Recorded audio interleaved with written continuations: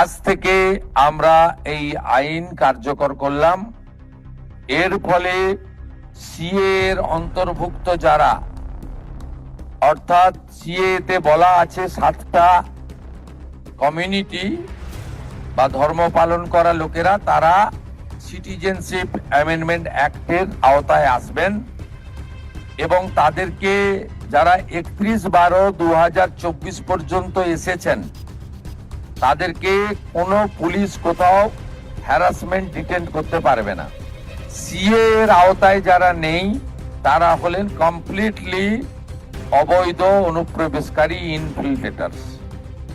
তাদেরকে সরাসরি রাজ্য পুলিশ গ্রেপ্তার করবে এবং ডিটেন করবে এবং হ্যান্ডওভার করবে বিএসএফ এর হাতে। এবং বিএসএফ তারা বিডিআর এর সঙ্গে কথা বলে তাদেরকে ডিপোর্ট করার ব্যবস্থা করবে, অর্থাৎ ডিটেক্ট, ডিলিট, এবারে ডিপোর্ট।